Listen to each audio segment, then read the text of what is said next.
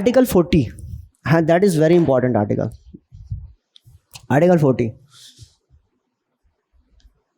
DPSP का तो हर article इतना इंपॉर्टेंट है ना, क्योंकि ये आर्टिकल्स इसलिए इंपॉर्टेंट है क्योंकि इन पे काम आपको करना है, इन पे काम जो है इन फ्यूचर आपको करना है, ठीक है ना, इसीलिए ये आर्टिकल्स बहुत इंपॉर्टेंट है।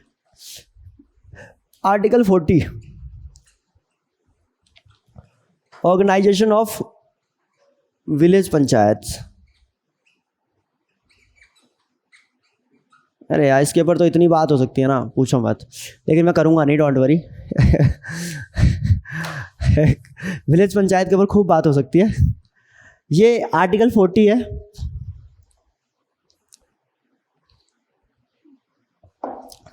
आर्टिकल 40 के अंदर जो है,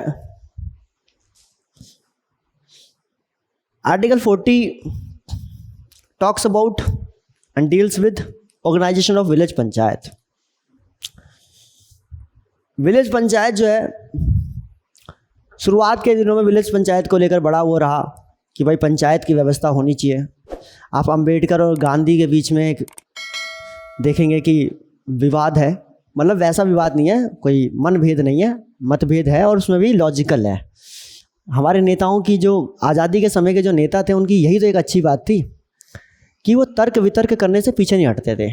आजकल कब तर्क वितर्क व्यक्तिगत हो जाए पता ही नहीं चलता, कब इंसान कौन सा अपने ऊपर ले ले चीज़ों को पता ही नहीं चलता। लेकिन पहले के नेताओं की अच्छी बात ये रहती थी कि तर्क वितर्क करते थे।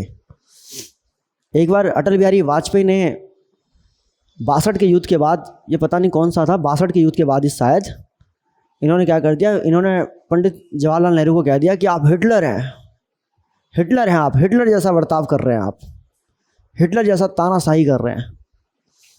बाद में अटल बिहारी वाजपेयी को बड़ा अफसोस हुआ कि यार ये मैंने क्या कह दिया यार, मैं मेरे देश के प्रधानमंत्री हैं, मुझे ये शब्द वापस लेने चाहिए। संसद में इस शब्द को वापस लेने के लिए प्रस्ताव, मतलब अपनी बात रखी स्पीकर के सामने, और प्लस नेहरू जी को अपना इस्तीफा दे दिया कि मुझे बड़ा खेद है कि मैंने आपको इस शब्द से संबोधित किया। पंडित अटल बिहारी वाजपेयी के अंदर वो संसद के प्रति गरिमा थी, और पंडित जवाहरलाल नेहरू ने कहा कि आप फटाफट इस रेजिग्नेशन को आप वापस लेंगे, फटाफट आप लीजिए, आप इसको वापस लीजिए, आप अपने इस्तीफा को वापस लीजिए। कभी कभी मेरी बेटी भी मुझे जो है हिटलर कह देती है, कोई बात नहीं, कभी कभी हिंदू भी हिटलर कह देती है, कोई नहीं। ये बड़प्पन था हमारे पहले देश के पहले प्रधानमंत्री पंडित जवाहरलाल नेहरू के अंदर। तो ये वो अलग ही एक मतलब दौर था। तो वही तर्क वितर्क है आपके अंबेडकर और गांधी के बीच में, बड़ा प्यारा है तर्क वितर्क। अंबेडकर भी एक ऐसी पर्सनालिटी है हमारे, मतलब अगर बहुत कुछ सीखने को मिलता है इन लोगों से। उस वक्त में इन्होंने जो भी इनको ठीक लगा उन्होंने किया, कोई दिक्कत नहीं, मैं उसको लेकर कुछ ज़्यादा वो नहीं करना चाहता। लेकिन कभी कभी देखता हो ना, तो मैं इतनी डिटेल में बात नहीं करूँगा गांधी जी के बारे में और अंबेडकर के बारे में, डिटेल में बात करूँगा पंचायत वाले चैप्टर में, ठीक है ना। पंचायत के ऊपर पंचायत बिठाएंगे हम लोग पंचायत वाले चैप्टर में, अभी रहने देते हैं। अभी बस इतना ध्यान रखें कि आर्टिकल 40 ये कहता है कि state shall organise the village panchayat, मतलब कि स्टेट के ऊपर रिस्पॉन्सिबिलिटी है विलेज पंचायत को ऑर्गेनाइज करने की, ठीक है। और विलेज पंचायत को ऑर्गेनाइज करने के लिए जो है विलेज कभी चाहेगा ही नहीं, या मतलब सॉरी स्टेट कभी चाहेगा ही नहीं है, चाह ही नहीं रहा था। इसके पीछे की कहानियाँ हैं अलग अलग, क्योंकि विलेज को अब भाई वही वाली बात है, आपके पास कुछ अधिकार है और मैं अगर बोलूँ कि वो अधिकार मुझे दे दो तो आपको बुरा लगेगा, आपको लगेगा मैं क्यों दूँ अपना अधिकार। तो वही वाला मामला था, स्टेट गवर्नमेंट को अपने कुछ अधिकार जो है वो पंचायत को देना था और उसको ऑर्गेनाइज करना था। उसके अंदर सारी चीज़ें जो हैं वो पंचायत खुद अपनी व्यवस्थाओं को हैंडल करेगा। तो स्टेट की कभी बात बनी नहीं, स्टेट ने कभी अपने अधिकारों को जो है कम करने की बात करी नहीं। बाद में आप देखेंगे 1992 के अंदर जो है सेंट्रल गवर्नमेंट को हस्तक्षेप करना पड़ा। इनने कहा कि ये ना मानने वाले, जब तो हम ही कुछ ना हाथ बढ़ाएंगे ना तब। तो बाद में फिर कॉन्स्टिट्यूशनल सेंसन मिला पंचायत को, तब जाके जो है स्टेट्स को भी अकल आई कि हाँ यार ठीक है करना है। 73 74 कॉन्स्टिट्यूशन अमेंडमेंट है। 73 में पंचायत पे है, 74 में municipal corporation for urban cities and all. तो अर्बन सेक्टर्स के लिए जो है वो आपका म्यूनसिपैलिटीज़ का आया। मैं डिटेल में बात करूँगा। ये है आर्टिकल 40, ये DPSP का सबसे इंपॉर्टेंट आर्टिकल है। स्टेट्स को ये रिस्पॉन्सिबिलिटी दी गई कि भविष्य में अपने अपने जगह अपने अपने राज्य के अंदर आप क्या करें, आप जो है पंचायत की व्यवस्था रखें। आर्टिकल 41 में बता रखा है कि जो है right to work, education, employment जो है आप इसका ख्याल रखेंगे। किसके लिए? जो ओल्ड एज, सिक और जो डिसेबल पर्सन्स हैं आप उनका भी ख्याल रखेंगे, ऐसी पॉलिसीज़ बनाएंगे। ठीक है, ध्यान रखेंगे। तो दैट इज़ वेरी इंपॉर्टेंट। ठीक है, right to walk, to education and to public assistant in certain cases, unemployment, old age, sickness, disablement and all, ये सारी चीज़ें जो ओल्ड एज के लोग हैं। तो आपने देखा होगा ओल्ड एज के लिए सरकारें पेंशन की व्यवस्था लेके आती है, पेंशन की व्यवस्था लेके आई है। और सिक के केसेस में हॉस्पिटल्स को बेटर करना जिससे कि इनका भी ख्याल रखा जा सके। और डिसेबल के केस में आपने देखा होगा कि जो है आपका ज़्यादातर फैक्ट्री एक्ट 1948 या कोई भी अदर एक्ट्स हैं जो कि जहाँ पर डिसेबल लोगों, अगर कोई डिसेबल हो जाता है काम करते करते, तो उसके अंदर जो है उसको जो है डिसेबल पर्सन को जो है अमाउंट दिया जाता है कंपनसेशन का। या ESI की व्यवस्था होगी। ESI बेसिकली उसी में ही आता है, क्या बोलूँ मैं आपको। इसमें क्या है कि बेसिकली डिसेबल पर्सन को जो है इलाज करवाने का, इन सब चीज़ों का जो है बेनिफिट दिया जाता है। तो काफ़ी सारे सरकारी कर्मचारियों को देखेंगे आप, जो इलाज करवाने के लिए जो है एक फिक्स अमाउंट एलोकेट कर दिया जाता है कि आप जाएँ हॉस्पिटल में और इतने तक का इलाज मुफ्त में करवाएं। इसका खर्चा कौन उठाएगी? सरकार उठाएगी। तो ये सारी व्यवस्थाएं जो है वो किसके तहत है? आर्टिकल 41 के तहत है।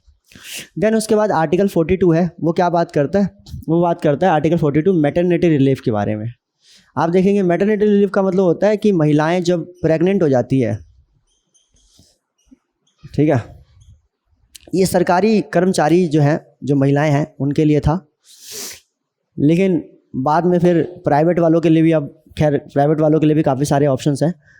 इसमें मैटरनिटी रिलीफ के ऊपर अपने खुद के लॉज हैं, देखेंगे आप मैटरनिटी रिलीफ के ऊपर काफ़ी सारे लॉज बने हुए हैं। इसमें यह है कि महिलाएं जो हैं उनको प्रेगनेंसी के टाइम पे जो है टाइमली छुट्टी दे दी जाए, और छुट्टी के बाद जो है जितने टाइम तक वो छुट्टी पर रहेंगी उनका पैसा, उनकी सैलरी उनके अकाउंट में ट्रांसफ़र करें, जिससे कि उनको कोई दिक्कत ना हो। साथ में पहले तो अब तो खैर काफ़ी चेंजेस हो गए, अब तो पर्सन को भी मिलते हैं। ठीक है, मतलब कि हस्बैंड जो है उसको भी छुट्टी मिलती है बाकायदा, और उसका सैलरी में नहीं काटा जाता। तो ये सारी चीज़ें जो है, ये सब कहा गया कि जैसे जैसे इकोनॉमिक कैपेसिटी बने। शुरुआत के दिनों में हमारा इतना पैसा था नहीं कि हम सबको मैटरनिटी रिलीफ दे सके, सबको जो है हम क्या दे सके, प्रेगनेंसी के टाइम पे उतना बेनिफिट प्रोवाइड कर सके। लेकिन बाद में धीरे धीरे जो कहा गया जैसे जैसे पैसा आता जाए तो करते रहो। तो देखेंगे सरकार अब तो खैर बहुत सारे योजनाएं इसके ऊपर लेके आ चुकी है। अब तो बाकायदा बेबी बॉर्न पे जो है क्या कहते हैं, मतलब गर्ल बेबी बॉर्न पे जो है काफ़ी अच्छा पैसा भी मिलता है। तो सारी चीज़ें it's a very general thing जो आप देखते ही होंगे। आर्टिकल 43 क्या बात करता है? आर्टिकल 43 बात करता है लिविंग वेज फॉर वर्कर्स। तो देखेंगे कि आपका लिविंग वेज फॉर वर्कर्स के लिए काफ़ी सारे कानून हैं। जो वर्कर्स का जो इंडियन वेजेस एक्ट है, I think so wages act हमारा है, वो भी 1948 का है, पता नहीं। लिविंग वेजेस फॉर वर्कर्स, तो वर्कर्स जो है उनके जो है minimum wages act, minimum wages act कहता है कि भाई जो एक लिमिट बता दी कि इससे कम सैलरी नहीं मिलनी चाहिए कुछ स्पेसिफिक कामों को लेकर। ठीक है ना, इतना सैलरी तो कम से कम मिलना ही चाहिए, क्योंकि पहले के टाइम में क्या होता था, सस्ते में काम करवाने वाला चलन था। तो ऐसी चीज़ों के लिए रोका गया कि नहीं भाई, कम से कम कुछ तो सैलरी प्रोवाइड करो ही करो यार, दैट इज़ ऑल। तो एक लिमिट बनाई गई, उससे कम नहीं देना। और बाकी मैंने आपको बता दिया, फिर वही सारी फैसिलिटीज़ देंगे, ESI देंगे, PF देंगे, ये सारी चीज़ें, ये सब फैसिलिटीज़ भी प्रोवाइड की गई इनके लिए। उसके बाद जो है आपका 43 एंड 40B दो कॉन्स्टिट्यूशन अमेंडमेंट्स के तहत आए। 43 40B आई थिंक मेरे हिसाब से 43A तो शायद मेरे हिसाब से जो है आपका 42nd कॉन्स्टिट्यूशन अमेंडमेंट से ही आया, जिसमें बता रखा है कि participation of workers, participation of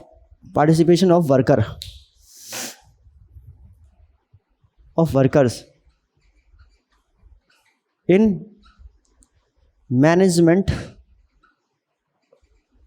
of industries. तो इंडस्ट्री के मैनेजमेंट के अंदर जो है वर्कर्स, मतलब कुल मिला के जो है यूनियन वाली बात हो गई है, public union, workers union, worker unions की बात हो रही है, वर्कर यूनियन बनाना चाहे तो वो बना सकते हैं, ये सब अधिकार जो है इसमें एलोकेट कर दिए गए। ठीक है, ध्यान रखेंगे, दिस इज़ वेरी इंपॉर्टेंट। और 43A के बाद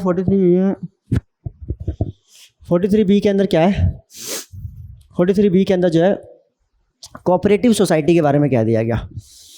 43B, आर्टिकल 43B जो है ये कोऑपरेटिव सोसाइटी के बारे में, कोऑपरेटिव सोसाइटी के बारे में आपको बताते हैं। कोऑपरेटिव सोसाइटी का जो ये आर्टिकल था 97th कॉन्स्टिट्यूशनल अमेंडमेंट से जो है आया। ठीक है, ध्यान रखेंगे। कोऑपरेटिव सोसाइटी जो है बेसिकली क्या है, ये इसके ऊपर भी बात की जाए तो बहुत लंबी चौड़ी बात हो सकती है, लेकिन मैं इसके लिए सेपरेटली आपको मैं एक वीडियो लाकर बताऊंगा कि क्या, जब मैं अमेंडमेंट की बात करूंगा, कुछ चीज़ें की डिटेल कुछ और जगहों पे है, जहाँ जहाँ डिटेल की जरूरत पड़ती है मैं खुद ही आपको दे रहा हूँ, आप देख ही रहे हैं। ठीक है, तो आर्टिकल 43B कहता है कि कोऑपरेटिव सोसाइटीज़, कोऑपरेटिव का बेस्ट जो अगर एग्जांपल देखेंगे आप इंडिया के अंदर, अमूल दूध पीता है इंडिया, अमूल दूध जो इंडिया पी रहा है वो कोऑपरेटिव्स का ही एक जो है बेस्ट एग्जांपल है। ठीक है, ध्यान रखेंगे। तो ऐसे कोऑपरेटिव्स के बारे में अगर कुछ होगा तो I will tell you about that, मतलब कि वो मैं तब आपको डील करके बताऊंगा। देन आते हैं हम आर्टिकल 44 पे। आर्टिकल 44 ऑफ द कॉन्स्टिट्यूशन जो है वो बात करता है यूनिफॉर्म सिविल कोड, इसको हिंदी में हम बोलेंगे समान नागरिक संहिता। जब इसको कॉन्स्टिट्यूशन में डाला गया था तब भी बवाली था ये, जब इसको वाकई में ज़मीन और धरातल पे लाया जाएगा तब भी बवाल होने की संभावना जो है काफ़ी ज़्यादा है। मैं नहीं कह रहा कि 100% होगा ही होगा, लेकिन संभावनाएं हैं। समान नागरिक संहिता, यूनिफॉर्म सिविल कोड का मतलब क्या होता है, जिन लोगों ने पहले से पढ़ रखा होगा उनको तो क्लियर होगा ही होगा, जो नए हैं उनको समझाना एक चैलेंज है, तो मैं उस चैलेंज को एक्सेप्ट करते हुए थोड़ा सा आगे बढ़ता हूँ। समान नागरिक संहिता के लिए एक एग्जाम्पल को समझे, उसके बाद समझ जाएंगे आप कि ये है क्या। एक बाप की 4 बेटियां हैं और 4 बेटियों की शादी उसने 4 अलग अलग धर्मों में करवाई। पहली बेटी की शादी उसने जो है किसी हिंदू लड़के से करवाई, दूसरी बेटी की शादी जो है उसने किसी मुस्लिम लड़के से करवाई, तीसरी बेटी की शादी जो है उसने किसी सिख समुदाय, किसी सिख धर्म के लड़के से करवाई, और चौथी बेटी की शादी जो है वो उसने किसी पारसी से करवाई, मान लो। ये सिर्फ एग्जाम्पल है, ध्यान रखेंगे। 4 धर्म के अंदर 4 अलग अलग धर्मों में 4 बेटियों की इसने शादी करवाई। खुदा ना खास्ता ऐसा हुआ कि चारों के चारों घरों में, चारों की चारों बेटियों के घरों में जो है विवाद हो गया, और चारों की चारों बेटियां जो है वो मुसीबत में है, समस्या में है, और बाप जो है उन चारों बेटियों के लिए इंसाफ चाहता है। लेकिन दिक्कत यह है बाप के सामने कि जिस बेटी की शादी उसने हिंदू घर में करवाई थी उसके लिए कोर्ट में जब जा रहा है तो उसके लिए कानून व्यवस्था अलग है। जब मुस्लिम बेटी के यहाँ पे जा रहा है या मुस्लिम के साथ जहाँ शादी करवाई थी उसके घर में जब जा रहा है उसको इंसाफ दिलवाने के लिए कोर्ट में, तो वहाँ पर मुस्लिम के लिए जो कानून व्यवस्था है वो अलग है। और अगर वो पारसी में जा रहा है, सिख में जा रहा है, तो उसके लिए जो है कानून व्यवस्था अलग है। अब वो बाप जो है अपनी चारों बेटियों के लिए एक जैसा कानूनी प्रोसीजर चाहता है, एक जैसा कानूनी संहिता चाहता है, एक जैसा कानून चाहता है, और उसी एक कानून के तहत जो है वो चारों बेटियों को इंसाफ दिलाना चाहता है। समझ में आ रहा है? समझ में आ रहा है? यह है समान नागरिक संहिता की मांग, डिमांड। हिंदुओं के लिए इस देश के अंदर हिंदू पर्सनल लॉ है, मुस्लिमों के लिए इस देश के अंदर मुस्लिम पर्सनल लॉ है, और सिखों के लिए अलग से उनके पर्सनल लॉज हैं, पारसियों के लिए अलग से हैं, और हर किसी के अंदर जो है अलग अलग तरह के धर्मों के होने की वजह से या अलग अलग लॉज के होने की वजह से हर धर्म के कानून का दिमाग बहुत ख़राब हो जाता है। अभी एक डिस्ट्रिक्ट कोर्ट के जज ने जो है अभी एक हिंदू पक्ष का कोई मसला सुना था, उसने उस सारे हिंदू पर्सनल लॉ के कानून जो है वहाँ पर रखे और बात की। आधे घंटे एक घंटे में एक केस को सॉल्व किया ही था कि इतने में कोई मुस्लिम का केस आ गया, और मुस्लिम के अंदर कोई तलाक का केस है, कोई शादी का केस है, कोई सक्सेशन का केस है, कोई अडॉप्शन का केस है, कोई गार्जियनशिप का केस है। और वो जो केस उसके सामने आया तो अब उसको मुस्लिम पर्सनल लॉ पूरा पढ़ना पड़ेगा, पूरा समझना पड़ेगा, और फिर जाके इंसाफ करना पड़ेगा। तो कोर्ट भी परेशान है, समझ रहे हो? कोर्ट भी परेशान है। एग्जाम्पल और छोटा कर सकते हैं अगर आप समझना चाहें तो। 2 बेटियां हैं, एक की शादी हिंदू घर में, एक की शादी मुस्लिम घर में, दोनों घर में विवाद। एक के यहाँ पे सक्सेशन को लेकर प्रॉब्लम है, एक को लेकर इनहेरेंट प्रॉपर्टी को लेकर प्रॉब्लम है कि बाप की जायदाद किसको मिलेगी। उसके लिए कौन सा कानून चलेगा? Hindu personal law. और इसके लिए जो कानून चलेगा वो कौन सा चलेगा? मुस्लिम पर्सनल लॉ। इसी को कहते हैं एक जैसा कानून लेके आना। अब आपको क्या लगता है, मुस्लिम पर्सनल लॉ के अंदर जब आप इंटरफेयर करेंगे ना, मुस्लिमों का जो कानून होता है वो होता है शरिया के हिसाब से, इसे कहते हैं शरिया का कानून, शरीयत को अगर आप हाथ लगाएंगे तो उनकी तरफ से जो है मुशायरों में जो है नज़्म पढ़ी जाएगी कि शरीयत के किसी भी मसले पे समझौता नहीं होगा, नहीं होगा, नहीं होगा। वो लोग सड़कों पे उतर आएंगे। और अगर इधर बात करेंगे, इधर एक बार बात करने की कोशिश की थी अंबेडकर साहब ने, अंबेडकर साहब को अपनी कुर्सी खोनी पड़ गई।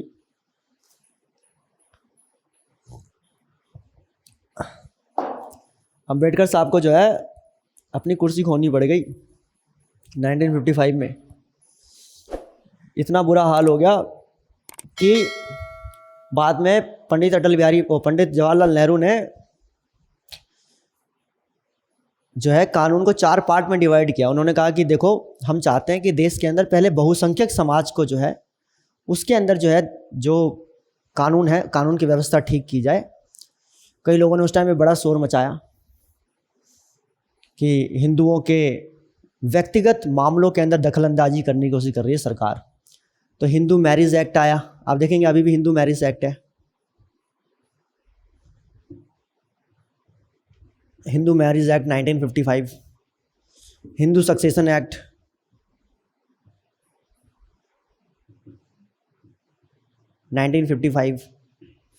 हिंदू एडॉप्शन एक्ट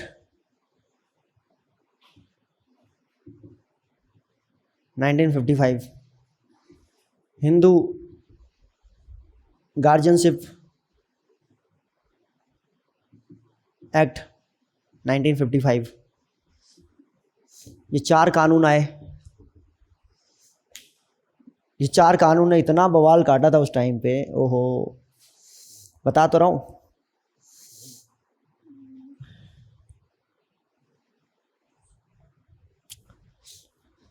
इतना मतलब इतना ज़्यादा इसके ऊपर बवाल हुआ था उस टाइम पे।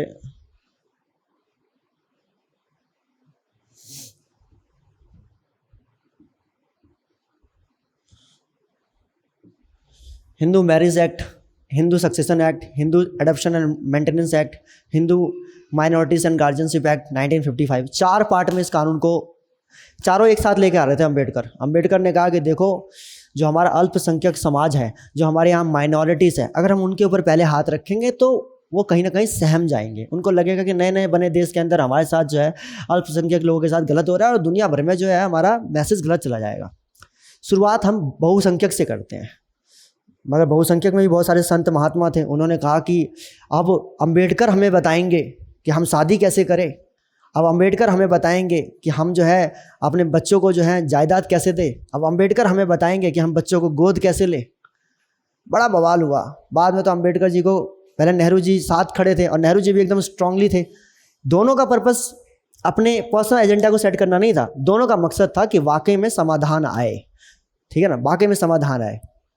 एक अंबेडकर और गांधी, इन दोनों के डिबेट को आपको समझना होगा, जो लॉजिकल डिबेट्स हैं, और एक अंबेडकर और नेहरू के बीच के कोऑर्डिनेशन को समझना होगा। जब आप इन तीनों पर्सनैलिटी को इन तीनों पर्सनैलिटी को एक साथ जोड़ के समझेंगे ना, तब आपको समझ में आएगा कि क्या मकसद था इनका, किस तरह का कानून लाने का। यहाँ पे अंबेडकर और नेहरू दोनों के दोनों सेम थे। दोनों डिसाइडेड थे कि नहीं भाई, हम जो है हमारे यहाँ पे कुरीतियाँ, पाखंड ये बहुत रहा है, ठीक है। हमारे यहाँ पे बेटियों को अधिकार नहीं मिला, बेटियों को जायदाद में अधिकार नहीं मिला, ठीक है। बेटों को जो है बेटों के लिए जो इनहेरिटेंस की जो पॉलिसी हमारे यहाँ पे वो सही से नहीं बनी। तो इस चक्कर में इन्होंने कहा कि पहले हम हिंदू धर्म के अंदर जो है सुधार करेंगे, वहाँ पर शादी के जो तौर तरीके हैं उनके अंदर जो है हम एक बेहतर तरीका जो है उसके अंदर इंट्रोड्यूस करेंगे इन कानून के माध्यम से, और धीरे धीरे करके बाकी सारे धर्मों के अंदर। तो यही वाली बात हुई उस टाइम पे। डॉक्टर श्यामा प्रसाद मुखर्जी भी थे शायद उस टाइम पे, थे मेरे हिसाब से, थे उस टाइम पे जिंदा थे। डॉक्टर श्यामा प्रसाद मुखर्जी थे। उसके बाद बाहर भी कई सारे जो हिंदू संत महात्मा थे वो लोग भी कह रहे थे कि अगर आपको लग रहा है कि अगर सभी धर्म के अंदर जो है शादियों को लेकर और जो है तलाक को लेकर या आपका जो है गोद को लेकर, गोद लेने को लेकर या जायदाद को लेकर, अगर बेटियों को जो संपत्ति में अधिकार देने की बात है, अगर इसमें जो है सबको अगर अधिकार देना है, अगर सबके अंदर जो है बदलाव स्थापित करना है तो सभी धर्मों में करो ना, सभी धर्मों को एक साथ बदलो। लेकिन उस वक्त हमने इसलिए हाथ नहीं लगाया, मैंने बताया जैसा अम्बेडकर भी कहते थे कि अभी अगर हम माइनॉरिटीज़ पे हाथ लगाएंगे तो माइनॉरिटीज़ सहम जाएंगे, डर जाएंगे। इसलिए कहा कि माइनॉरिटीज़ को छोड़ो और बहुसंख्यक को पकड़ो। तो बहुसंख्यक को पकड़ लिया और ये सारे कानून बना दिए 4 पार्ट में। 1955 तक ये बन के तैयार हो गए चारों कानून। लेकिन जो माइनॉरिटीज़ के लिए बनाना था वो आज तक नहीं बन पाया। जब माइनॉरिटीज़ प्लस हिंदू सबके लिए एक जैसा कानून बनेगा, सबके लिए मैरिज का एक जैसा एक्ट होगा, कोर्ट मैरिज का एक जैसा एक्ट, तलाक का एक जैसा एक्ट, एडॉप्शन का एक जैसा एक्ट, ठीक है ना। अभी जो देखेंगे आप ट्रिपल तलाक, तलाक के बिद्दत, ठीक है, ये सब चीज़ें जो सुनने को मिलती है आपको,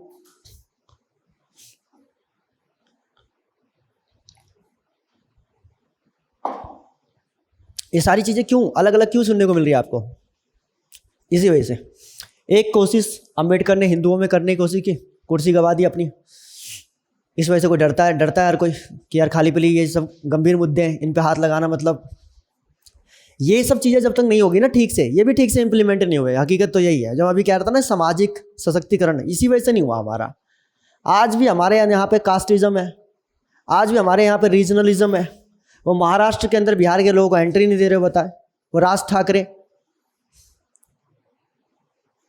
हैं। कितनी बार इस तरह की समस्याएं सुनने को मिली महाराष्ट्र के अंदर। अबे यार कोई यूपी बिहार का आपके यहाँ जा रहा है तो आपका काम ही तो कर रहा है यार। खैरात में तो आपसे पैसे नहीं मांग रहा, आपका काम भी तो करके दे रहा है। आप इस तरह की कह रहे नहीं महाराष्ट्र से मराठियों के लिए, अरे दादा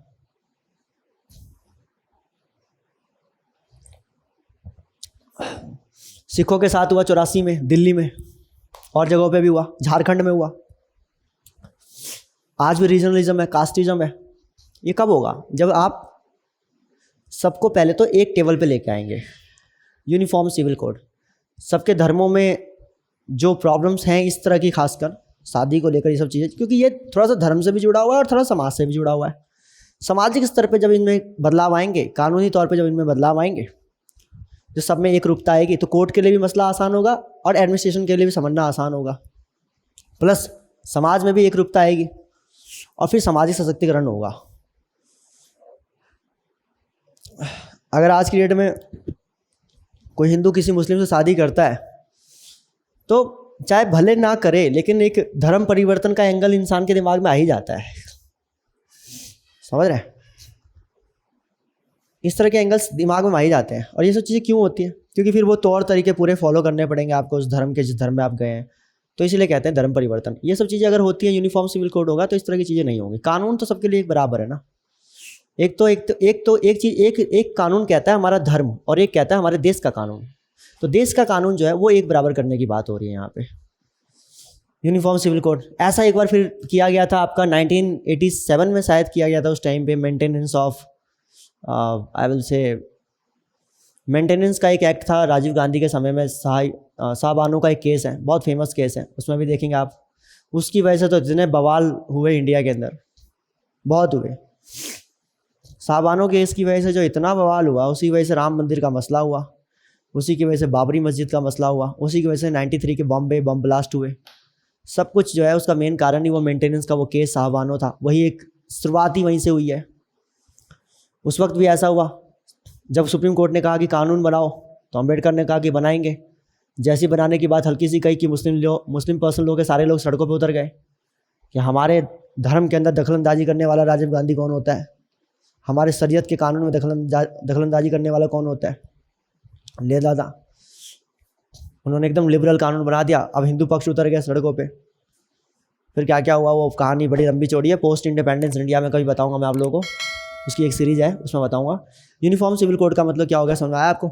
हर धर्म के लोगों के लिए मैरिज का, सक्सेशन का, एडॉप्शन का, मेंटेनेंस का, गार्जियनशिप का, इस सब का कानून क्या हो, एक समान हो।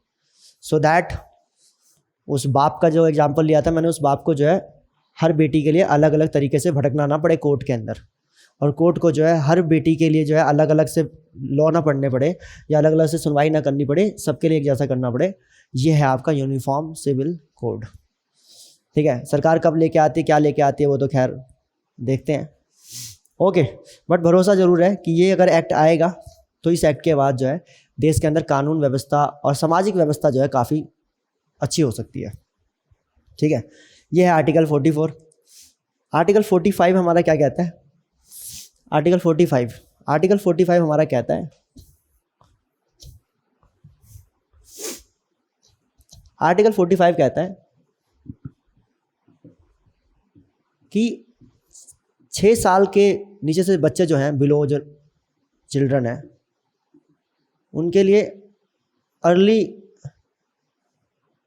चाइल्डहुड केयर प्लस एजुकेशन जो है उसका ख्याल कौन रखेगी? सरकार रखेगी।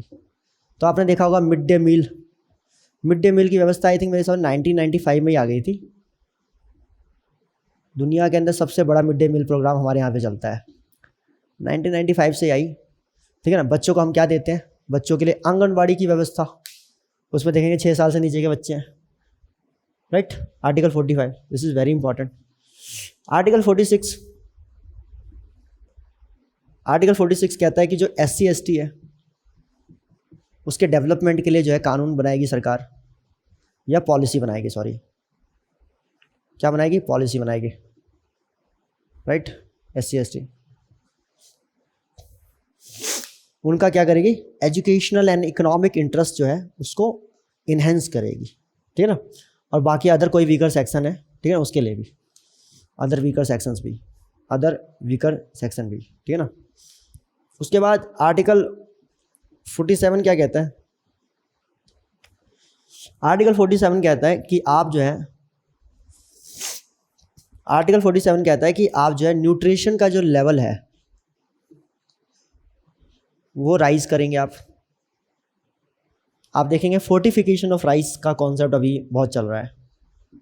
जो न्यूट्रिएंट्स की कमी हो जाती है खाने के अंदर, उसको पूरा करना फोर्टिफिकेशन ऑफ राइस कहलाता है। और भी काफ़ी सारे जो है चीज़ों में होता है न्यूट्रिशन की जो कमी होती है शरीर के अंदर, तो एक केमिकली जो है एक फोर्टिफिकेशन किया जाता है अनाज के अंदर, जिससे कि उसके अंदर न्यूट्रिशन की मात्रा बढ़ जाती है, ठीक है। ध्यान रखेंगे न्यूट्रिशन के लेवल को राइज करना, प्लस जो है स्टैंडर्ड ऑफ लिविंग को और पब्लिक हेल्थ को जो है इन्हेंस करना, ये आर्टिकल 7 की। प्लस आपका जो है स्टैंडर्ड ऑफ लिविंग को इम्प्रूव करना, standard of living,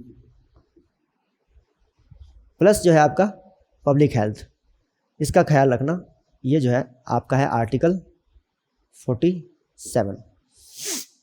article 47, okay, this is article 47, बहुत इंपॉर्टेंट आर्टिकल है। सरकार इसके लिए आपको 3 रुपये का गेहूँ, 2 रुपये का चावल, 1 रुपये का बाकी अदर, नेशनल फूड सिक्योरिटी जो है इसके लिए कानून लेके आई थी कांग्रेस, नेशनल फूड सिक्योरिटी।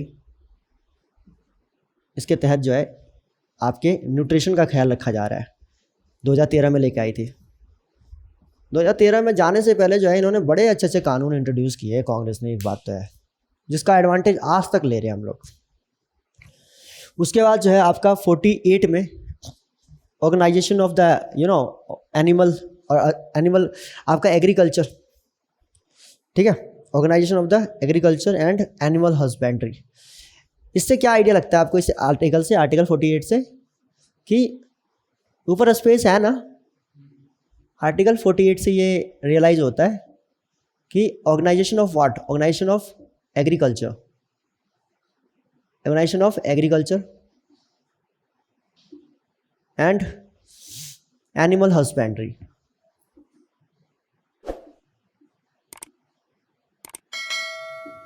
इससे एक चीज़ और क्लियर होनी चाहिए आप लोगों, अगर सही से देखेंगे तो, क्या एग्रीकल्चर स्टेट का कंटेंट है, स्टेट का आइटम है। सेंटर इस पर कानून ले आई थी अभी 3 फार्म लॉस जो है वो सेंट्रल लेके आई, मैटर था किसका? एग्रीकल्चर स्टेट का, स्टेट बनाती है उसके ऊपर कानून, लेकिन सेंट्रल ले आई, वेरी बैड। तो एग्रीकल्चर के ऊपर कानून बनाना हो, जो हमारे पब्लिक डिस्ट्रीब्यूशन सेंटर, तो ये तो खैर पीडीएस तो खैर ऊपर वाले रखते हैं। जैसे आप देखेंगे कि मंडी की व्यवस्था करना, मेगा फूड पार्क्स की व्यवस्था करना, ये बड़ा चल रहा है आजकल, मेगा फूड पार्क। उसके बाद आपका जो है बाज़ार की व्यवस्था करना, मंडी का छोटा रूप बाज़ार, ये सारी चीज़ें कौन करेगा? स्टेट करेगा। इसको कहते हैं agriculture plus animal husbandry. Animal husbandry से भी हमारे बहुत का, एनिमल हस्बेंड्री में होते हैं आपके फिशिंग हो गया, मछली पालन, ठीक है ना, आपका जो है मुर्गी पालन, उसको क्या बोलेंगे यार? मुर्गी पालन को क्या बोलते हैं यार? प्लीज़ आप लोग ना मुझे को ना एक गूगल में बताना चाह, ठीक है? मैं तो हिंदी में लिख देता हूँ। मुर्गी पालन कर रहे हैं और बफेलो को आप पाल रहे हैं, गाय को फिर क्या बोलेंगे इसको? अरे यार सारे एनिमल हस्बेंड्री में ही आ जाते हैं, अब मैं इसको क्या अलग से नाम दूँ? ठीक है, तो गाय को अगर पाल रहे हैं आप, गाय पालन, भैंस पाल रहे हैं आप, ये सारी की सारी चीज़ क्या है? एनिमल हस्बेंड्री में आता है। तो ऐसी कोई चीज़ कर रहे हैं आप, तो इसके ऊपर कानून बनाने का, प्लस अगर इसके ऊपर जो है आपका कानून बनाना प्लस इसके मैनेजमेंट की भी रिस्पॉन्सिबिलिटी किसके पास होती है? स्टेट के पास होती है। स्टेट इसके लिए व्यवस्था बनाता है। अभी सबसे ज़्यादा गाय किसके पास है? बताना मुझे जरा कमेंट में, किस स्टेट के अंदर सबसे ज़्यादा गाय है? ठीक है, आर्टिकल 48 के बाद आर्टिकल 49 है, देखना कितना स्पेस है ऊपर है, बस यही तक है, चलो हो जाए कोई बात नहीं। जितने भी हमारे हेरिटेज साइट्स हैं, ठीक है ना, जितने भी हमारे हेरिटेज साइट्स हैं, जो कल्चरल साइट्स हैं, उन सारे के सारे साइट्स को जो है मैनेज करना, उसको प्रोटेक्ट करना, ये भी रिस्पॉन्सिबिलिटी किसकी है? स्टेट की है। ये क्या है? ये हमारे, और एक तो रह ही गया यार इसमें, आर्टिकल 48A रह गया, कोई नहीं वो भी बात कर लेता हूँ, पहले इसको ही देख लेते हैं। चलो यार इसको निपटा देता हूँ। आर्टिकल 48 क्या कहता है? इन्वायरमेंट, ठीक है, प्लस वाइल्ड लाइफ और फॉरेस्ट जो है, इन तीनों की रक्षा करने की रिस्पॉन्सिबिलिटी किसके ऊपर है? स्टेट प्लस यूनियन, दोनों की है, कॉन्करेंट लिस्ट में आता है, ठीक है। 42nd कॉन्स्टिट्यूशन अमेंडमेंट से जो है ये लाया गया था 48A, इन्वायरमेंट, फॉरेस्ट और वाइल्ड लाइफ, इसकी प्रोटेक्शन की बात करता है। 49 कहता है आपका क्या, कि जो है हेरिटेज साइट्स जो है, कल्चरल साइट्स जो है, उसका प्रोटेक्शन करने की रिस्पॉन्सिबिलिटी किसके पास है? स्टेट के पास है। स्टेट क्या करेगा? जितने भी हमारे राष्ट्रीय धरोहर है ना, उन सारे धरोहर को, अमूर्त विरासत जो हमारे हैं, उन सारे अमूर्त विरासत की क्या करेगा? रक्षा करेगा, उन सब की सुरक्षा करेगा, उन सब की, ठीक है, ध्यान रखेंगे। ओके, देन आर्टिकल 50, मिटा देता हूँ थोड़ा सा यार, 2 आर्टिकल और रह गए, मैंने कहा ख़त्म ही करके अब आगे बढ़ते हैं। Article 50 and 51, article 50 and article 51। Article 50 कहता है कि there is a separation of what? Executive and judiciary, ठीक है, जुडिशियरी और एग्जीक्यूटिव दोनों के बीच में क्या है? सेपरेशन है। मतलब क्या कह रहा है कि एग्जीक्यूटिव कभी भी जुडिशियरी को इंटरफेयर नहीं करेगा, और जो एग्जीक्यूटिव है वो जुडिशियरी को नहीं करेगा, और जुडिशियरी कभी एग्जीक्यूटिव को इंटरफेयर नहीं करेगी, ठीक है, ध्यान रखेंगे। ये दोनों एक दूसरे को इंटरफेयर नहीं करेंगे, इन दोनों आपस के मैटर्स को देखेंगे आपकी। एक है आर्टिकल 121, वो कहता है कि पार्लियामेंट कभी सुप्रीम कोर्ट के प्रोसीडिंग्स को जो है डिस्कस नहीं करेगा पार्लियामेंट में, और सुप्रीम कोर्ट कभी पार्लियामेंट की प्रोसीडिंग्स को जो है डिस्कस नहीं करेगा सुप्रीम कोर्ट के अंदर, आर्टिकल 122। उसी तरीके से यहाँ पे भी है, ठीक है। ऐसे आप देखेंगे 211 में बता रखा है कि भाई हाई कोर्ट के प्रोसीडिंग्स को जो है स्टेट लेजिस्लेचर नहीं करेगा। 211 में या 212 में जो है बता रखा है कि हाई कोर्ट कभी भी स्टेट लेजिस्लेचर के कंटेंट को अपने यहाँ पे डिस्कस नहीं करेगा। दोनों चीज़ें वहाँ पे भी चेक लगा रखा है। यहाँ पे भी क्या है, एग्जीक्यूटिव और जुडिशरी जो है ये भी दोनों के दोनों क्या करेंगे, एक दूसरे को डिस्टर्ब नहीं करेंगे, ठीक है, ध्यान रखेंगे। और आर्टिकल 51 कहता है कि इंटरनेशनल पीस जो है, इंटरनेशनल पीस एंड सिक्योरिटी जो है, इसको प्रमोट करने की रिस्पॉन्सिबिलिटी क्या है, ये हम सब की है, स्टेट की भी है, हम मान लो कि मोदी जी चले गए कभी सऊदी अरेबिया, और वहाँ के प्रिंस ने कहा कि हम जो है आपके यहाँ पे एक आईआईटी का खर्चा उठाएंगे, आपके यहाँ पे एक आईआईटी से जो है हम बसाएंगे। हमने कहा कि सर बिहार में ले आओ, बिहार में होना चाहिए, बिहार के अंदर थोड़ा सा शिक्षा का स्तर और बढ़े। तो हमने कहा कि बिहार में पटना आईआईटी ले आओ, आईआईटी पटना। मोदी जी ने कहा कि हाँ आप यहाँ पे आइए, आप बिहार में लगाइए, बिहार में जगह है। बिहार में यहाँ पे वादा करके आ गए मोदी जी सऊदी अरबिया से, और यहाँ पे आने के बाद जो है नीतीश कुमार कह रहे हैं कि ना हमारे पास जगह ही नहीं है। सॉरी मोदी जी, ये क्या बात हुई? आपको पहले हमसे पूछना चाहिए था ना, ये कोई तरीका होता है? हमसे पूछे नहीं और आप पहले ही जो है वादा करके आ गए सऊदी अरबिया में, ये कोई तरीका है? अच्छा लगेगा मोदी जी की बेइज्जती होगी तो, मोदी जी के ऊपर मीम बनेगा, अच्छा लगेगा कि गजब बेइज्जती है यार, अच्छा लगेगा? तो ऑब्वियस सी बात है मोदी जी की बेइज्जती ना हो, ये हम सबका जो है हमारा कर्तव्य है। इसलिए नहीं कि मोदी जी हमारे बहुत ही प्रिय हैं, नहीं, वो हमारे देश के प्रधानमंत्री हैं, इसलिए प्रधानमंत्री हैं, बात खत्म हो गई बस, ठीक है ना। इलेक्शन के टाइम पे हम प्रोटेस्ट भी करेंगे, क्रिटिसिज्म भी करेंगे, सब कुछ करेंगे, पॉलिसीज़ में कोई कमी होगी उस पर भी बोलेंगे, लेकिन सबसे पहले ये बात ध्यान रखनी जरूरी है कि he is the prime minister of our country and we respect that particular post, and as a prime minister if he is taking any decision for the betterment of the country, then the state cannot interfere in that particular decision that we will not provide lands। ठीक है, article 51 साफ कहता है कि international piece and security को maintain करने के लिए जो है स्टेट क्या है, अकाउंटेबल है। इसीलिए अगर मोदी जी वहाँ वादा करके आए हैं तो पटना में ज़मीन देखिए, फटाफट देखिए। सऊदी अरबिया से हमारे रिश्ते टूट जाएंगे, इससे हमारा इंटरनेशनल पीस और सिक्योरिटी खतरे में आ जाएगा। समझ रहे हैं बात को आप? दैट इज़, तो दिस इज़ वेरी इंपॉर्टेंट। जो कोई हेडक्वार्टर सेटअप करना चाहे किसी स्टेट में और वो स्टेट मना कर दे, अब मोदी जी चले गए फ्रांस में, और मैक्रोन को कहा कि इमैनुअल मैक्रोन को कहा फ्रांस के अंदर कि अरे बहुत बहुत बधाई, मैं तो रहा हूँ बहुत बहुत बधाई, आप जो है